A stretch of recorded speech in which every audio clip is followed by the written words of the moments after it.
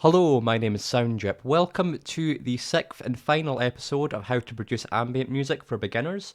We're going to be going over the arrangement of this song today. As you can see, a lot has changed. This was only 5 bars long last time we saw it. Now it's 44 bars long.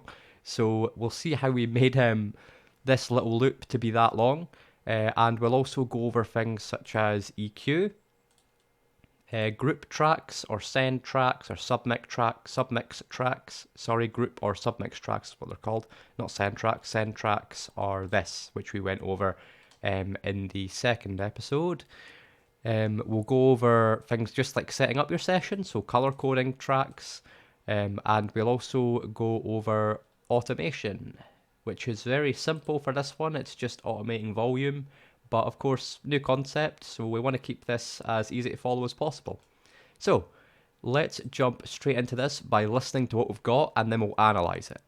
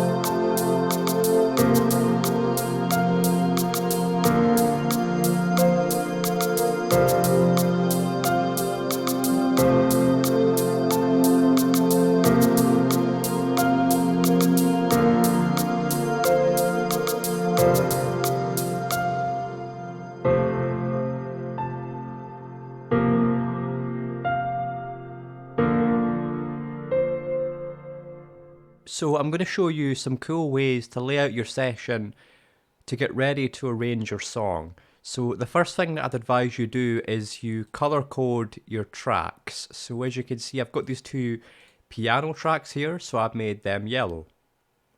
I have these two synth pads here, so I've made them a light blue. In Mixcraft, you can do this by right-clicking on your track, going to color, and clicking on the color. So if I want to make this pad green, I can. I don't want to. I'd rather have it be the light blue, but if I wanted to, I could.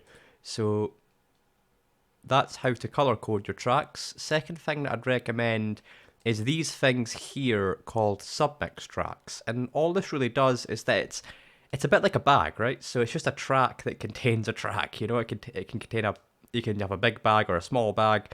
This one's a bigger bag. It contains 2 tracks. This one's the same size of bag. It contains 2 tracks. I can make them bigger or smaller. It can make it easier to see things. It's just nice, and you can put effects on every single track. You can automate the track, which I'll show you in a second. But they're really useful. I'm going to have to remove these tracks from the submix. That's quite easy to do. And I'm going to go and delete this, and I'm going to show you how to do it. It's pretty easy in Mixcraft. So add a track, submix. Move that over the tracks you want them to be.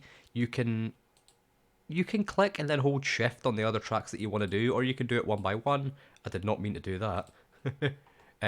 But you can drag them one by one as well. That's what I'm going to do. I'm just trying to keep this as simple as possible. So there we go. I like to keep my rim shot my main percussion and my sort of hi-hat style percussion. And that doesn't make any sense, but that's how I view it. Basically, main percussion, sub percussion. So that's usually how I like to do it, but you can order them any way you want, really. You can put as many tracks in a submix track as you want as well, but I prefer to keep it as small as possible. I don't like having a very big submix track, because they're very useful in the fact that you can control the volume of every single track in the submix. You can add any effect you want to the entire submix. Again, like, it's the same thing. You can add as much water into that bag as you want. Every single track is going to get wet, right? So that's how the submix works. So that's how to lay the session out. I'm going to do the second section in here as well, which is related to EQ and automation. So EQ, I'm going to keep this as simple as possible. I haven't used the most easy to understand EQ, in my opinion, but effectively low frequencies are on the left, as you can see, lower number. High frequencies are on the right, higher number. And the little circles, they control specific parts in that frequency spectrum. So for example, this controls, you can move it to anywhere you want, but generally when you're using an EQ, it's about here this one ends. But of course, it depends on the EQ you're using. But generally there's at least 3 knobs that you can move. This one has 6. But generally it goes like this. So here are very low frequencies. Here are mid to low frequencies over here, up to about 500 hertz, and to about 1,000 hertz to about I'd say about 2,000. You've got your kind of mid highs, and then your highs would be anything sort of like 4,000 hertz and up, really. So that's the best way I can describe it. But I'm just going to show you what I've done. So the basics is that on the piano, I've boosted the bass quite a bit. This is going to be our main sort of bass instrument, if you like. I've kept this the same, so I've kept the sort of low mid frequencies the same. I've kept what I call these the mid frequencies because it is right in the middle of the EQ, but I don't think it would technically be considered that. But I'm going to call them that just for the sake of the video. So mid frequencies I've actually boosted as well. I've kept high mids the same. So the 2 high mids I've kept the same, and I've kept the highs, I've lowered them. What this does is it adds space to your track. So anything that you cut out, that's a space that another frequency, another instrument can fill in. So EQ is good for that. EQ is also good for filling space. Ambient music generally doesn't have very high bass. So I want the piano to be the main bass instrument. So let's fill that void with the piano. So let's go for our high pads. As you can see, high frequencies have been boosted quite a bit, and low frequencies have been boosted not a lot. They've been cut quite a lot, because we don't really want the low frequencies from the high synth pad, because it could mess up with the piano.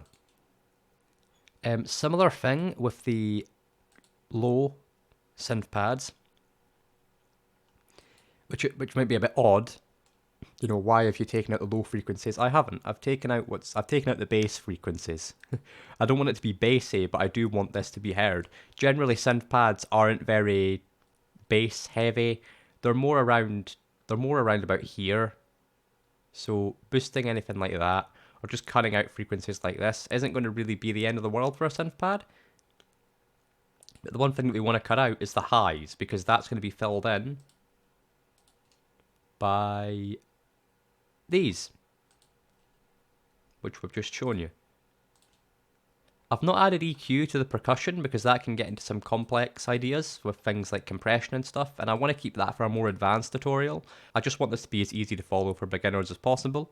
So that's all you've got to do with the EQ. So I've gone through EQ, I've gone through setting up your session. Another thing, send tracks. I've added more reverb. It's the exact same reverb that we've used since episode 2, I think. So all I've done is I've added the reverb to the piano, which is where it's been automatically. I've added it to the synth pads as well, and I have added it to the percussion. You can do this on the submix tracks. track, but you can't see it. I've done something where basically you automate it, but I'd rather not go into that. It's a little bit more complex, and I'd rather just keep this as easy for you all to understand as I possibly can. So that's how to set up the session. That's a little sort of look into how EQ generally works, and using the same send track to send it to more tracks effectively. So that's that. Now we're going to get into how I arranged this song.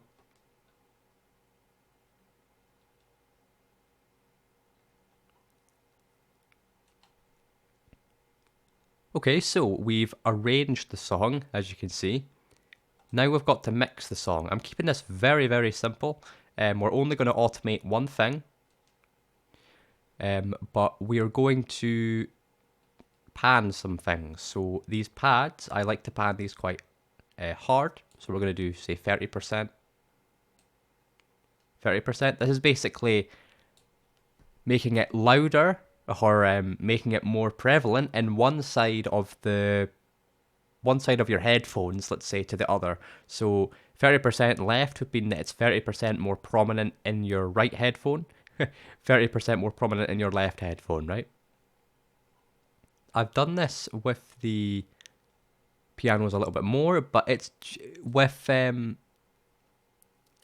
things that are lead elements, so things that aren't really meant to go into the background, like synth pads. It's better to be a bit more subtle with your padding, so say 9% would be okay, in my opinion. We can keep these the same, and that's our panning. As for mixing, so that'll be things like lowering volume or increasing volume. We're generally keeping volume the same in all of these tracks. Except this, we want our pads to be a bit lower in the mix. So this one just happens to be a lot louder than this one. So I've reduced this one by 7.1 decibels and I've reduced this one by 3.8. That's quite a lot.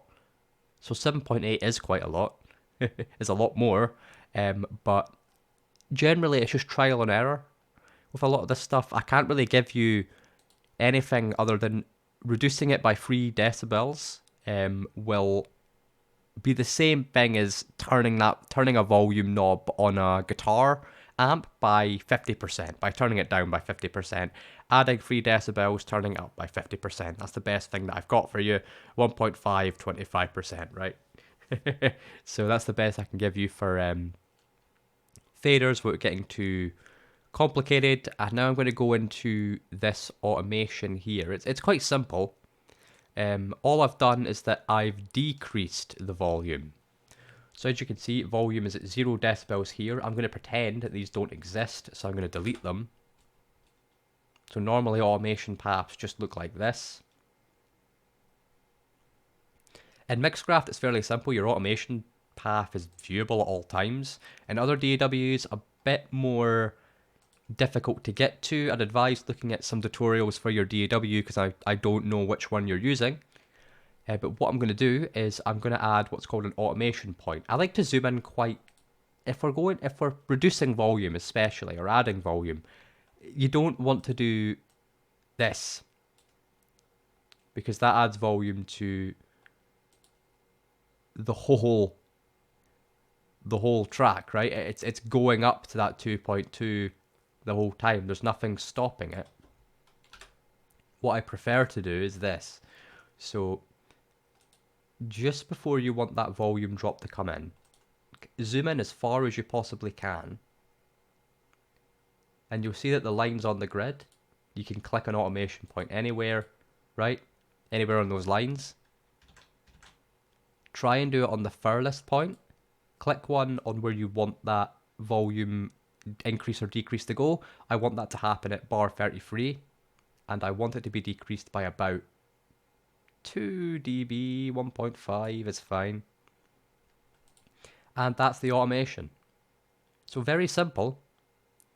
So we've gone into our mixing, our automation, our EQ, and our color coding and setting up the session.